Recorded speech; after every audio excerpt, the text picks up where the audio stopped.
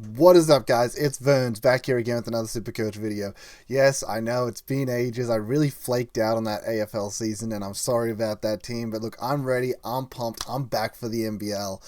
Pleb put it out today, 2 days into the Blitz. Blitz kicks off on Wednesday, 24 days until the regular season starts, and I am hyped.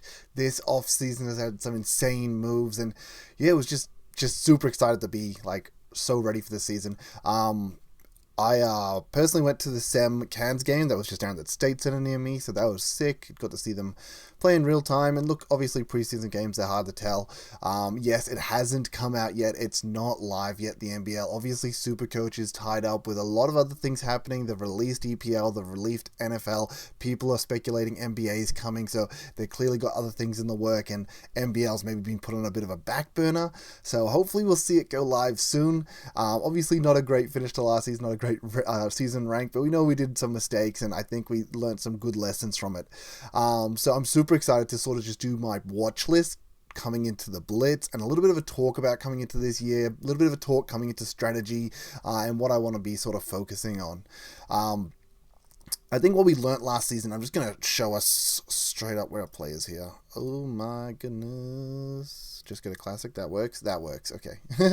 Sorry, first time I've ever put the extension on. It just looked better with the green background, honestly. The white always makes me a little bit blurry, so I was like, stuff it. Looking at players, like I've been trying to sort of predict players' prices and things like that, because you can sort of tell from the average they had in last season. Saying that, any of the predictions I do right now, I just want to put a TLDR there that's assuming we end up with another 10-man roster. That might sound weird to all of you, but we saw it in AFL. They added the flex. We saw it in NRL, NFL. They've added flex to all these positions, and I think an NBL 6-man position could be incoming. So obviously when you add that, they're not going to change the starting price pool that we start with. They're probably just going to change players' prices. They get fluctuated down X amount of percent. We know in the AFL it went down 3% rather than increasing our salary cap. So I'd expect a similar thing, not 3% though, because that's 3% because there's 22 players in the team, let alone the bench players, to 30 players in total. We only have 10 in the NBL, so maybe triple that. Maybe we'll, a 9% cut or so on prices. Once again, take that out of the consideration, and I'm just going to look at what their prices will be excluding that, what it's going to be if we went off the same system this year. Once again, that's just a speculation from me, so we might go off the same system. I'd also just like to appreciate all those that have tuned into this preseason video already. I know we're all hyped for it. I appreciate any likes, subscribes, for your consistent injections of Supercoach content directly into your YouTube feed. Don't worry, I will be sticking around for this, I promise. AFL, I think, was a bit of a mental boom 2 years in a row that I really cooked it, which really, really hurt. And just didn't really have any influence or anything to really go off. Nobody wants to see some 30k guy again for another season, just not doing anything good, having an awful end of season team, going backwards every week. Yeah, it wasn't good. Anyway, we'll move on to the NBL. Obviously, last year wasn't great. The year before we finished 23rd, I think it was. Hopefully we can get back to those sort of heights. I would love to see that. And I think that, the preseason prep is what's going to lead us to it. And I think what I've learned, something that I want to talk about is how expensive players are going to be. Last year so the first year that we did do it, at the end of the day, we got away with building a lot cheaper of a team. And what I mean by that is, if we just go to the past season and we look at the 2023-2024 season, so that's not this, not last season, it's not last year, it's the year before's year.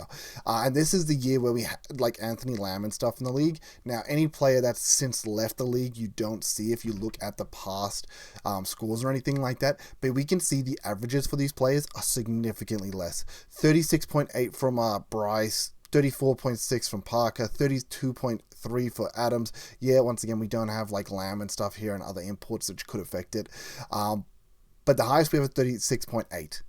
And what that made Bryce Crotton's price tag going into this year, actually, sorry, I need to click on him when we get back there. But if we jump over to this season currently, last year, Kendrick Davis got all the way up to 45.6, 10 points higher than Bryce the year before. Bryce got to 42.6. Xavier Cooks is going to start roughly at Bryce Crotton's price last year, and he's the 5th highest scoring player that's coming back this year. So all of a sudden, the highest starting player of last year is now as expensive as the 5th highest scoring player of this year.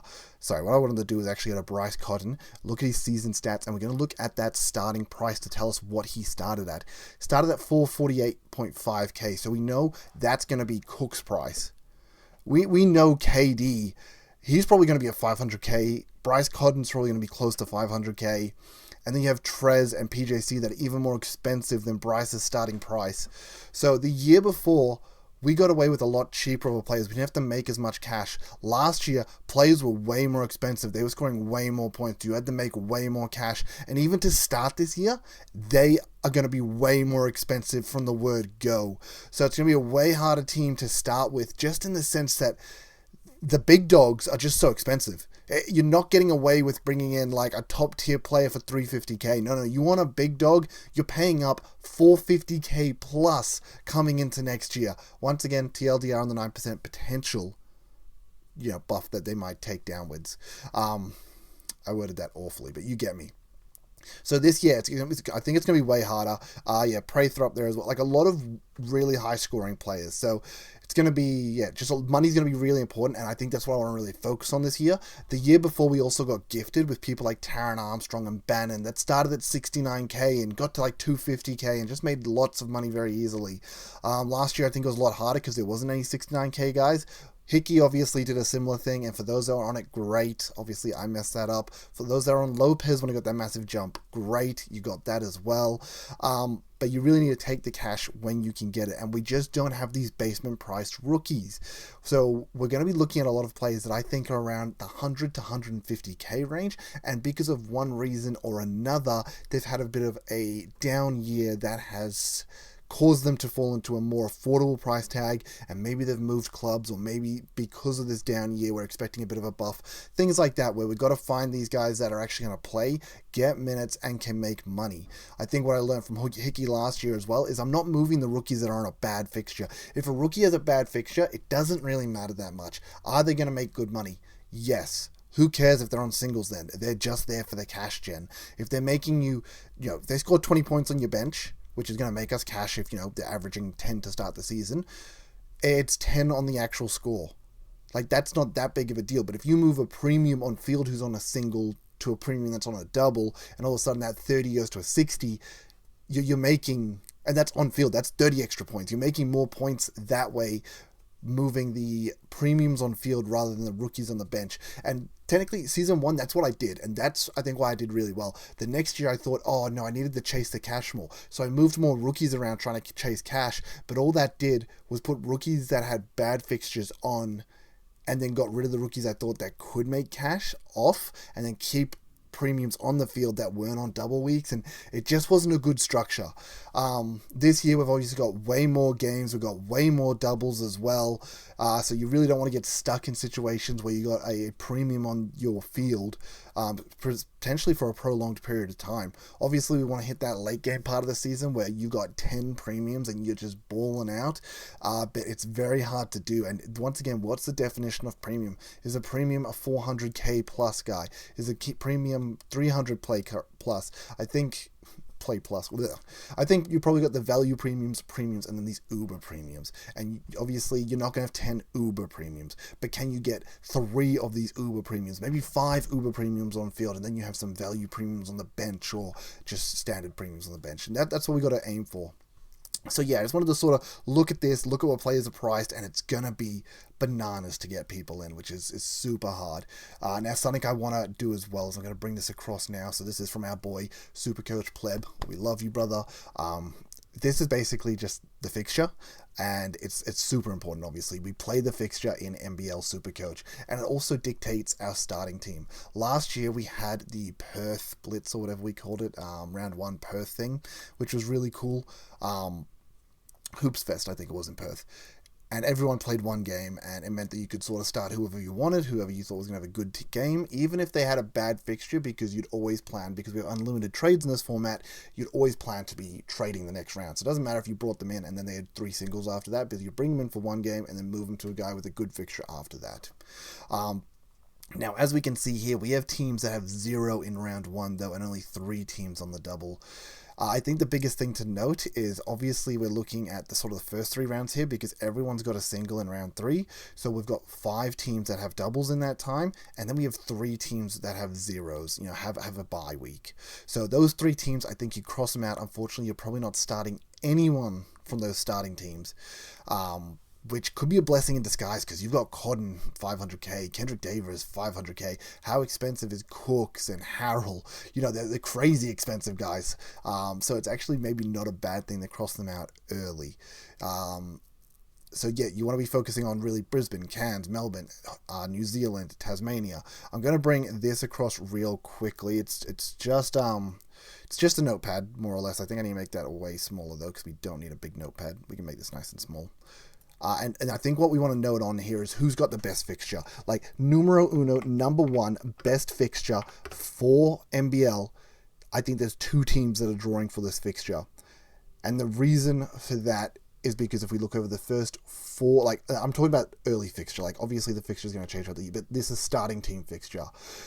Over the first 4 rounds, there is only 2 teams that have 2 doubles without a bye week in it. And that's, obviously, we see Taz, 1 double, Brisbane, 1 double. It's going to be Cairns with 2 doubles, New Zealand with 2 doubles. Yes, Melbourne have 2 doubles, but they have a bye in there, so less valuable. So we're looking at New Zealand and Cairns players for the best starting, fixture. After that starting team, I think, obviously, you're looking at Brisbane and Taz from that point. Just because they've got the double. The only thing that's a bit awkward with them after that is they end up with this round 4 single when you have Sydney and Adelaide come in and they've got these doubles. What I do think's fine though is if you start like this Brisbane or Tasmanian player, you can actually get 2 price rises out of them before the Sydney and Adelaide players come into effect. What I mean by that is we have a price rise by their 3rd game. So because these 5 teams have a double to start, what it means is Tasmania will get a price rise in round 2 once they've played their 3rd game. Same with Brisbane. They'll have a price rise in round 3, so a 2nd price rise because they've played a 4th game. And then in round 4, Adelaide's playing their 3rd game, Sydney's playing their 3rd game, Sem playing their 3rd game. And that's when you can make a pivot to them from these Tasmanian or Brisbane players, and maybe gain some extra cash that way. Bring in an import that's going to get a quick 50k price rise. They get the 50k price rise, and then you use them to help move to another player sort of thing. Maybe you move them down to another import on a great fixture at that point, and then that import gets 50k, and you just bank 50k really quickly. So that does leave them with the number 2 fixture, I think. And then you're probably looking at, I think, at the end of the day, unfortunately, Sem have the worst fixture, full stop. Like, if we just put them at, number 10, we don't even have 10 because I'm doubling up here, but it's just Sem. Just straight up 3 singles in the first 4 weeks is awful.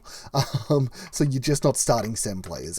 It's so unfortunate because there's a couple on the watch list. And you've got to consider them before price rises come in. We saw it. We know how it works with Supercoach. Round 3 is always the biggest price rise, especially if you had a big early, a big game in one of these first 2 games. And you really want to get on them before they have this but they have this massive 40, 50k jump, and then you get on them, and they've maybe only got 30, 40k to milk out of them from there, sort of thing. So they're obviously the top 4 teams that we're focusing on. I think you then technically put Melbourne because, they've already played 3. They've already had a price rise before they get to round 4. So we're going to put Melbourne there, but not a team you want to put too many on because they end up with this round 3 bye. So you don't want 3 people from Melbourne. You get to this bye, and then maybe you can trade 2, and then you end up with a guy getting a 0 because he did not play. You could potentially run him as a loop that way, but then you're putting a starter onto the bench to get half points. So yeah, we don't play loops in NBL, let's be honest. I was just trying to be fancy, but that ain't going to work. And then, we're moving down in the fixture. Basically, I think that's basically all the teams. So that's 5, 3. I'm skipping 1 team here. Oh, Perth, also a really poor fixture, so they'll be above Sem with number 9. And then number 4 will be, as we saw from the teams, we're gonna be having Kings. We're gonna have Illawarra. We're gonna have where are they? Sydney. No, Sydney or Kings. Adelaide. Sorry. Adelaide. So that's sort of my rankings for like the best starting fixtures. And obviously you want to prioritize these teams with the best starting fixtures. You really, in my opinion, any team below the top 3, you're not starting them. Like, unfortunately, these teams down here, they're not started, bro. You're not going to start those teams.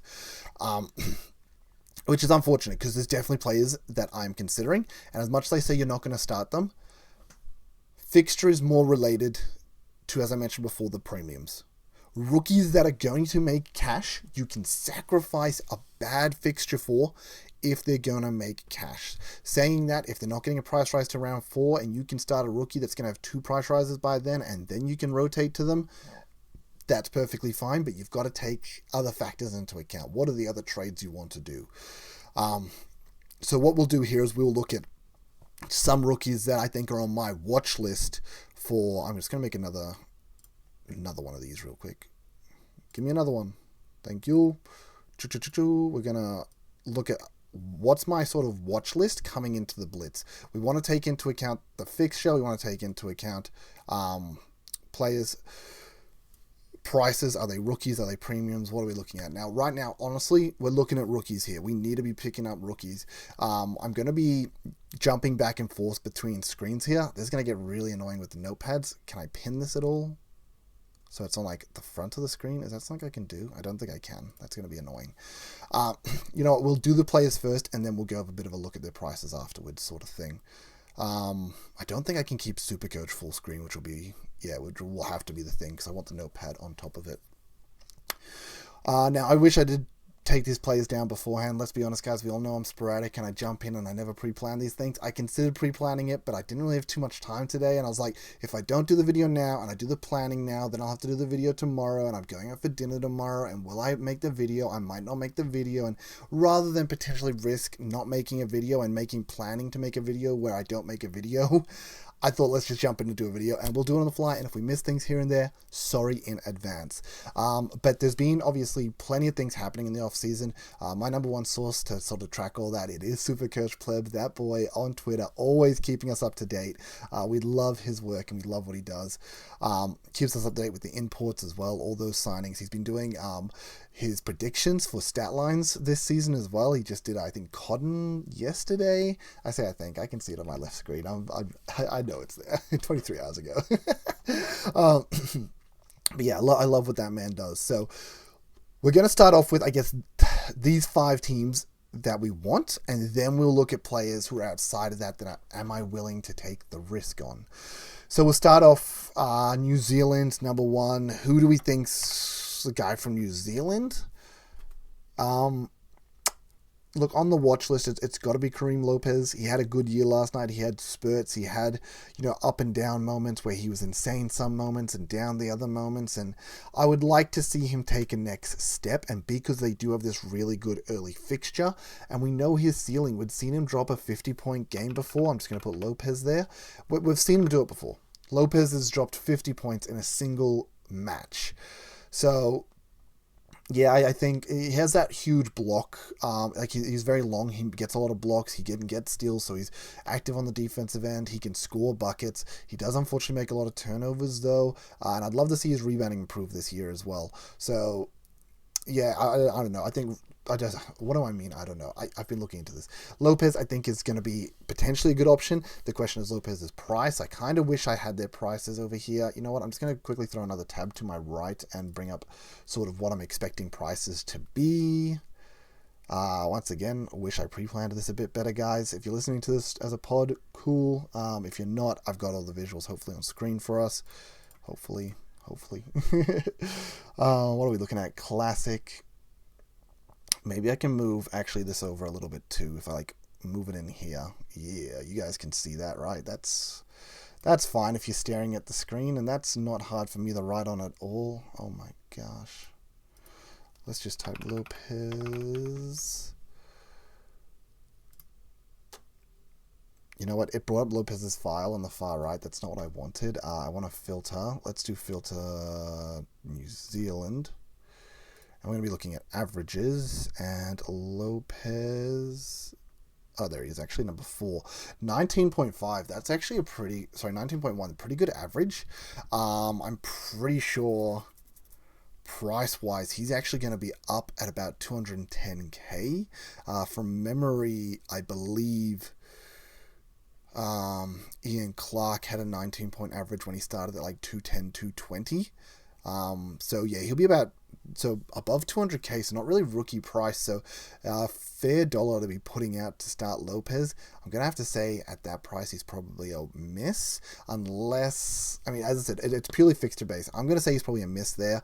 We're just gonna put prices here as to what we're predicting. We're gonna say 210 to 220 on the price tag is what we're thinking. So we're going to jump down to another one. I mean, New Zealand's obviously someone we're expecting is PJC, absolute superstar with the best fixture to start with. We need to start a guy that's a captain. You've got to start a captain. And why would you not pick a guy that's got the best opening fixture, one of the best players in the league? I think he was the third highest for Supercoach points last year when we looked before. So PJC 37.1. It's going to be a bit more than Bryce Cotton. So PJC as a starting pick, he's going to be looking at, let's just say 450 plus on the price tag. Probably close to 460. Let's just say 460-ish. We'll leave him at that. Yes, I'm just putting this because I'm not bothering with the thousands. Deal with it. And then we have Sammy Boy Menenga. Had a good off-season, I feel like. We saw a lot of good things from Menenga in this off-season. He's only at 17.9. He's someone that I'll generally consider. I don't mind Menenga at all. Price tag, we can worry about that. We'll probably say 190. Let's go with that. So I think they're the three guys we're probably looking at from New Zealand. Now, in my opinion, they're not the most enticing guys. I think outside of PJC, who's obviously a big pick there, we'll definitely put Lopez and Menenga on the watch list through the splits to sort of see how they perform. Let's jump over the Cairns. Now, Cairns, what a team. Like, they did some crazy stuff in the offseason, and the good thing, too, is that with new inputs, that's the players you need to take advantage of. So more important than the players that we already have seen in the league, the known commodities, we can know what they do. It's better to get in these import guys because they come in at this 277k price tag. And as we saw with KD, they could be guys that, he averaged 45 points. They could be guys that are worth 500k, but they're coming in at 277 because that's the import price. So you've got to, if you can get on the right imports early, it's super, super important. I think the right imports early is the most important part of this. And then obviously you got to just find those, diamonds in the rough. Which rookies are going to make cash? They're a lot harder to find in my opinion, but also with the imports, you can sometimes bring in these imports that aren't actually even worth the 270k price tag. But yeah, Cairns obviously did some big work in the offseason. We have Wonder Boy, who had a great end to last year as well. Actually had a really good average, and it's almost annoying how expensive he's going to be. He was definitely someone I was interested in, Sam Warningberg, but at 29.3 on the price tag, it means he's going to be roughly around the price he is now. It's going to be about that 320-ish K, and I just wonder. No, that's not true. 320-ish is not correct. He's going to be closer to 350. Sorry, 350. Because 24 average is 277. 29. We saw Bryce's 36 was 450. So this is kind of the middle ground. 5 above that, 7 below. Yeah, 350 seems like a fair price. I'm going to say 350. These are, look, I'm not working these out, guys. I'm just saying these are roughly what it would be. I could go look up someone that scored 29 the year before and be like, there we go. That's the price tag. But I'm just not going to bother. I'm going to say it's about 350k. You can roughly plan with this sort of stuff. I'm not going to roughly plan down to the wire. And it helps make our judgment for if we're picking them. Wonder Boy. 350 is once again a hefty price tag, but a really good opening fixture. So we do love that. Saying that, we did get McVeigh obviously come back to the league. How will that affect Warningberg? I mean, it's a whole new team. I personally love Wonder Boy, and I think he had such a good year last year. He was also in the BNS, and he was, one of the all BNS first team, had an amazing offseason, and I feel like really would have grown as a player. He's still really young, so I think he's probably very much worth that 350 price tag. It's going to be very hard for me to not start him, so we will add him to the watch list here. I'm adding players even that I think I'm like 90% going to start, because you don't want to see something that gives you that doubt. So Wonder Boy, I think he's a big starting option for us, but yeah, we'll watch him in the blitz. Obviously, we're going to put Jack McVay here as a watch. That's just a little bit obvious. The thing is that I think people are probably underestimating is McVay's price tag. You're thinking, oh, he was absolutely dynamite in the NBL when he ended up getting that two-way deal with Houston. He was amazing in that playoff series. The thing you got to remember is he's amazing in the playoff series. Playoff doesn't count towards his regular season, and he had a lot of lulls in that regular season and then got it together in the second half of the year. Unfortunately, I can't bring it up in Supercoach because since he wasn't in the league last year, he's been removed, so you can't see what he did previously, which is a little annoying. But I think when I looked at it stats-wise, his season stats put him out to about 25 Supercoach points, not counting turnovers. So assuming you add a couple of turnovers a game, I don't know if you averaged a couple, but let's just say you did 21 Supercoach points. I think as I mentioned, import prices 277 is about 24. So if he's got a 21 price point, you're going to say he's around that 240 starting price. That's also counting though, because when I looked at the stats show you his season for 2024, which includes obviously his playoff run where he played really well. And I think there's a chance that he's given himself a good buffer with how good his playoffs were, that maybe he's actually closer to this 18 to 19 Supercoach point average. And there's a chance we're getting him down at 200, 210-ish K, 220K. I think there's a good chance that we could be looking at McVay for this sort of money. Which in my opinion sounds insane. If we're getting McVay for not just cheaper than imports, but like significantly cheaper than imports, and I feel like what we saw with what he did with the Boomers as well, the annoying thing is he's a big time scorer, doesn't really get assists. He does get rebounds though. He is a very cheap price, and that makes him good for a starting team. We start him, he's got a good fixture. Hopefully he can have some good games and make some money. Is he someone we hold beyond that because he's clearly much better than the price tag? Or is he someone that maybe we get a good quick cash injection and then he gets to the 277 price tag and we flip him to a premium that we think is clearly below the, let's just say, Judd McGee, is it? Or McVay McGee? Whatever his name is, he won't get price rise to round 4. We're going to have 2 price rises out of McVay by that point. Does he get 2 price rises, get to this 277K, and we go, yes, we love him as a basketballer, great Australian basketballer, but he's not conducive to scoring Supercoach points. So because of that, we go, okay, we move him over to McVay McGee, and he is someone that we've seen in the first 2 games. He is someone that's going to be 400K plus, and boom, we go from there sort of thing, So I think, McVay, I think he's going to be a very obvious looking starting option for us. I did see these boys play live, and look, I know they were missing basically their entire starting 5. They didn't have, I forget the guy coming over from college, the sharpshooter Smith. So they have Smith, they have McVay, they have their 3 imports, they have Warningberg. So they're 6 big players. 6 of they're probably going to be best players. And none of them played in these games where Sem smashed them. So seeing people like Galloway get big court time, score big minutes, Tishner scoring big points, big minutes, it's like, it's not going to happen in the regular season. Saying that, you might be the 7th, 8th guys in the roster, so you might still get decent time, but I just don't know if that's going to convert to actual Supercoach points. We saw Mag also playing some minutes, and obviously got signed as a DP player, and you do wonder, because he's going to come in at probably that 58K price tag. Is he someone that can get minutes? Because as long as he can score more than 5 Supercoach points, he'll make some money. But I don't want a guy that, I'm bringing in for 58K. He scores 4 to 5 points a game, and then he doesn't make any money, and I need to, do something with this guy on 58K. I've got to put 50K on him to get him to a player that then can start making money, Don't want to be in that position. So I'll put Mag as a watch in the blitz.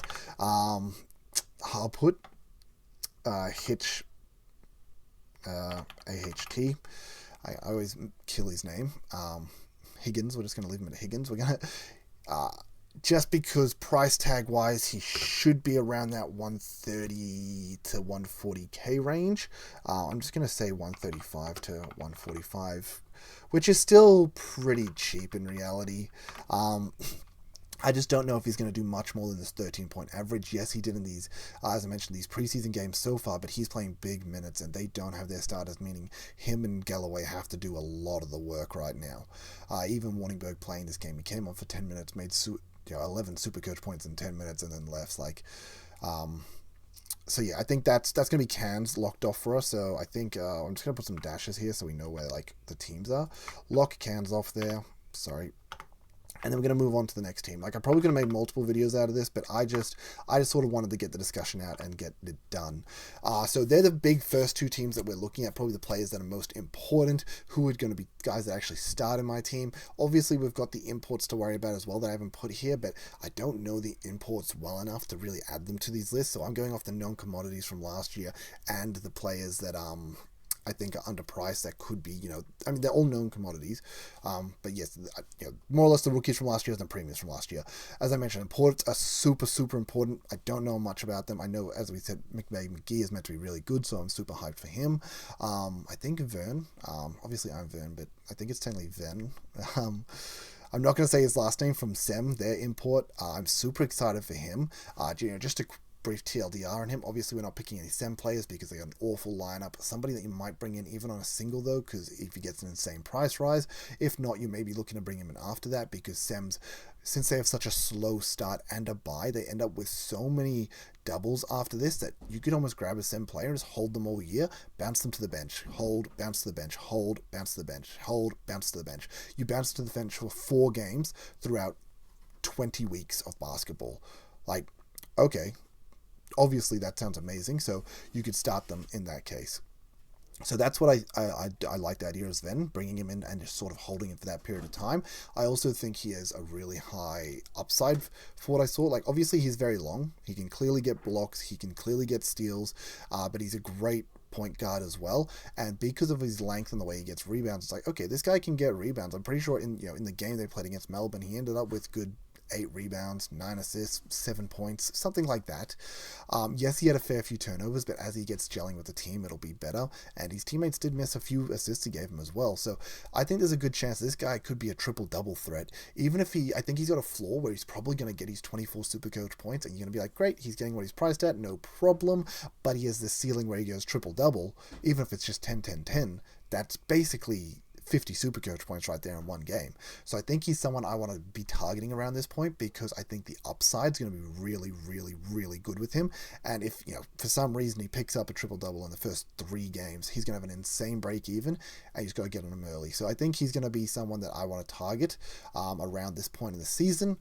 Just someone I sort of wanted to touch on real quick because obviously I saw them live and someone that's been a big import that I actually got to see and someone that's actually been playing these preseason games. We have a lot of these imports that aren't playing preseasons or aren't even over yet, so we don't know too much about them. But jumping down to the next teams, we've got Taz and Brisbane. Taz, they had the import, not the point guard import and not Johnson, but they had the third import who I think is meant to be sort of their star import. So I think he's probably the guy you want to be looking at maybe targeting at starting. We get to see his doubles to start, so you probably start him just because he's got the double early. And great, then if he gets a price rise round 2, round 3, and then maybe do you move him by round 4? Definitely could be an option sort of thing. But outside of that, I don't really have anyone from Taz that stands out for me. Marshall did really well in these games, and he's maybe the only one I add to this list. We'll add Nicky Marshall. What will his price be? We will be looking at specifically Adelaide because that's where he's from. Nick Marshall. Here we go. Man, he ended up all the way down at 5. That's crazy.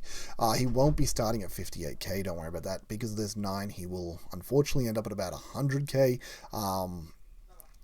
No, about 110k because the next stars come in at a 10 for their average, so 115k. So him being at 9.8, you'd say 110k. So he'll be. Did I accidentally? I don't know. hitting those many buttons. So 110k for Nick Marshall.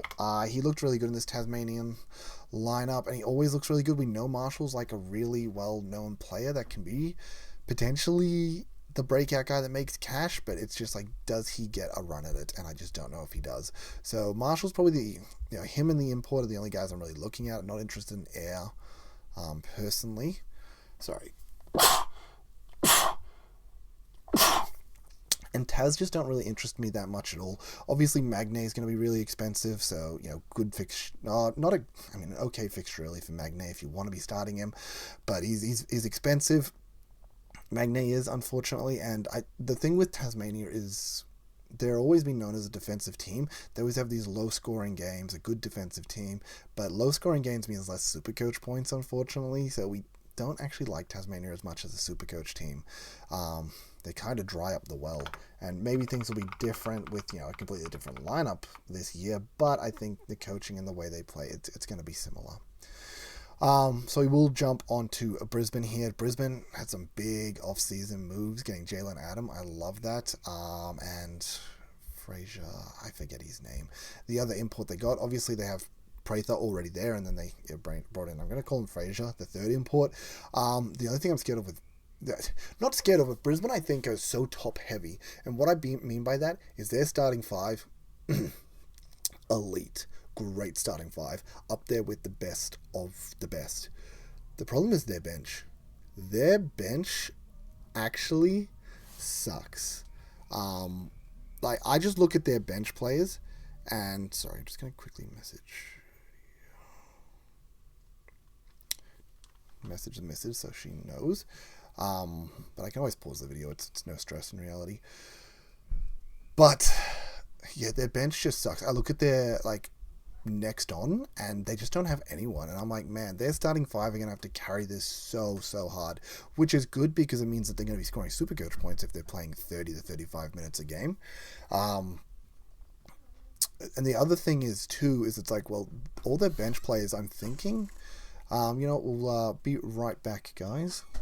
And we're back, guys. Sorry about that. Mrs. just got home quickly. So yeah, I think Marshall, only one from Tasmania that I was really interested in. As mentioned, maybe their import. We'll see how that goes. Brisbane, we jumped onto. They're really top heavy. Obviously, Jalen Adams. We love Jalen Adams, but we saw his price, what it's going to be at. If I just quickly get rid of this filter in reality. Let's just clear the filter, look at averages. There we go. He came up. I think he was number 6 for averages. Number 6 for averages. He's going to be like 440k. We're not starting that. Prather, 440k. It really hurts how expensive they are. So I think the third import that came in, Fraser, once again, I think his name was, I think he would be the one you target from Brisbane if you're going to go for any of them. I'm sorry, Harrison, but you've tilted me too much from last year. Just is how it is. He did have also a good off-season as well, but yeah. I do think that these 3 guards are going to demand a lot of points and a lot of court time. The only good thing is, as I mentioned, their bench is so weak that you'd think that the players that have to come on are going to be like 58k guys sort of thing. So once again, the really cheap guys that you kind of hope. So as bad as it sounds, almost just putting Brisbane's whole bench here. Just I can't even spell Brisbane, but you get what I mean. So I'm going to put Bullets. I can't type. Bullets' whole bench. Their whole bench, man. Because we want to know who is the second team that's getting on. Who are these guys that are going to come on after, the superstars go off sort of thing. Who comes on, gets 15 minutes, and can maybe put together 10 Supercoach points for us, and priced at 58k. Who are those guys? That's what I want to know. So they're Brisbane's whole bench. I want to know that. Yep. That's basically Brisbane done. Once again, I don't think there's anyone super excited that Brisbane that jumps out to me. We will move down to Melbourne. Now Melbourne, there's a rookie here that I just want, full stop. And it's gonna be Finn Delaney. It is gonna be Finn Delaney. I think previous players of this game have talked about Finn Delaney being Supercoach gold. And then he just disappeared the last couple of seasons. He got injured last season. I don't remember if it was that he was playing poorly and then got injured, or if I think it was minutes restriction because he was coming off the bench, or if he was injured and then came back playing poorly. Something along those lines. I feel like he was playing. Oh my gosh, why people message me? Don't do it. But either way, just Finn Delaney, I think he's going to be, I think his average it was very cheap. He's going to be roughly around, I think, this 120 to 130 price tag for a guy that I think could get close to 20 points a game sort of thing. So I think Finn Delaney, lock him in as a starter. I know that he ends up with this awkward buy here, but I think there's just too much value there. I think he's going to potentially make you 100k. And as I mentioned, if these are bench guys that are going to make you 100k, you probably just give up on a poor fixture. So I love Finn Delaney as an option. I love what we saw from Walker as well as the premium. Obviously had a great game against them, hit some great threes, scored inside, assists. Yeah, really loved. Why did I write primo? I guess because he's going to be the primo price tag. So just Walker as an import, one of the only imports I've seen. 277k, cheaper than Doyle. I think he would be a good starting import that's come across, so no problem with him. Krebs also had a really good game, but once again, Goulding isn't in the team, so Goulding needs to come back. They have the other imports are center, so it doesn't really matter that much. It'll affect Krislovic.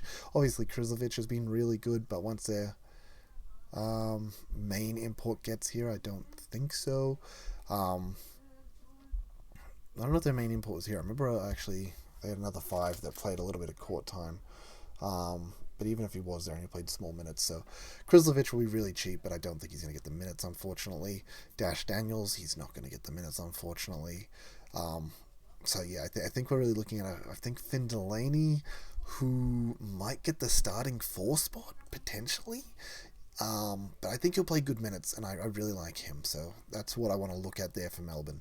Now we're jumping down to the teams that I guess aren't really Supercoach relevant to start the year, but I guess the guys you would still want to keep your eye on for what happens. Number 1 from the Kings is going to be obviously Galloway. So Galloway was so good at the Asia Cup, incredible. He's always been really good, but been injury prone, and that's been his problem for ages, just purely injury prone. But because of last year, his starting price is just absolutely butchered. Absolutely butchered. So we can see an 11.5. That's slightly above next star price. He started at basically that price a few years back and then ended up being like 250k. So because of that 11.5, once again, he's going to be at this like 120 to 130, so around about that same price tag as Delaney sort of thing. Obviously he doesn't play early though, so you might have to plan for him for round 4 if he starts really well. I just get a little bit confused with Sydney's roster because obviously we have Delhi probably starting, KD playing as a 2 starting. Maybe they run KD Delhi as interchangeables, I don't know. Then they obviously have Suarez at the 5, Cooks at the 4. As I mentioned, if we do Delhi and KD at the 1 and 2, then it leaves a 3 spot open, which you go, does Galloway get that starting 3 spot? The answer is probably not, because they have a 3rd import, and I don't remember who their 3rd import is, but I'm going to say that they're probably a 3. Probably a 3. And probably take Galloway's spot. Galloway, he's really good. I think he deserves the minutes, and I think he should do really well. I would love for him to be that starting 3 with that lineup. As I mentioned, maybe KD and Delhi end up being a bit interchangeable. Well, they're still on the court at the same time, but they also run them, like when one's on the court, they run the other one on the bench sort of thing. I'm not saying they're going to run them a 20-20 split. No, but like KD's going to play good 30 minutes, if not 35, like we know he will. But Delhi will be on the bench, be on the court for the 5 to 10 minutes. He is definitely on the bench. And then, yeah, if Delhi plays good 20-25 minutes for the time he is on the bench, KD's definitely on the court, is what I would be thinking. And there will be an overlap there. But obviously, even with an overlap, there will be a period of time that there needs to be someone else covering that 1 or 2 spot, or mainly 2 spot, I'd say. But obviously, they got... No, Liafa went back to New Zealand, I think, but they got Qual as a lockdown for that. Yeah, so a bit interested. I don't know where Galloway fits into this team. That's more or less what I'm trying to say. If he's getting the minutes, that's why he's a big watch. We know he's talented enough to be 100K underpriced. Now, once again, we're going to get 2 regular season games to eye that off as well. So that's the big one there. The second thing is obviously KD, but with his price tag. What I think the watch with KD isn't, don't get me wrong, it isn't that we're starting KD. It isn't that. It's making sure you've put money aside to get him in by round 4, because they have a 4-week stretch of double games before 4-week stretch of single games, and you're going to want KD on this stretch. We know how good he is. We know he's a 40 plus guy a game. I mean, 45 was the average last year. Even if he takes a step backwards and he's scoring 40 points a game, we still want him. Even if he loses 50K while he's in your team, you know what? He's a reliable captain every single week. That's going to be dropping, 80 to 100 points, and you get to double that with the captaincy. Probably, let's say 70 to 95 points, and you get to double it with the captaincy, and you don't have to stress about it. You don't have to bring in some guy that accidentally drops you a 60 or a 55. You got KD, you lock him in, and I think that's going to be super important. Unfortunately, once again, he's going to have that 500K plus price tag. You got to make sure you got money somewhere, and the question is, do you end up holding money to start the year? Oh, that might be a bit crazy. Or are we getting in these guys that we think could have 2 price rises? Maybe we start these 300, maybe let's say 380K guys, and one of them goes up to KD, one of them goes down to an import that hasn't had a price rise yet. You go down to a Sven, and then you go up to a KD off those 2 players. It's an option. That would be like maybe a Prather and a Jalen Galloway. Sorry, you get Jalen Adams. Adams up, Prather down, boom, make it work. Hopefully they don't lose a ton of cash in that time, because they're going to have 2 price adjustments. So one bad game in that time, and they just go straight down the toilet. So I think KD, because you just need to prep for KD. I think you prepped for KD. Is it possible to actually get him? That is the real question.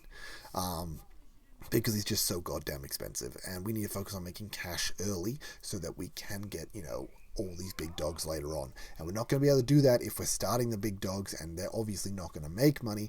And even if they don't lose money, if they don't lose money, they're going to make you so many points that, it's probably worth it. But they're probably going to lose some sort of cash. And yeah, that's just how it is, unfortunately. So that's the Kings guys that I'm interested in, obviously. Other guys that obviously, as I mean,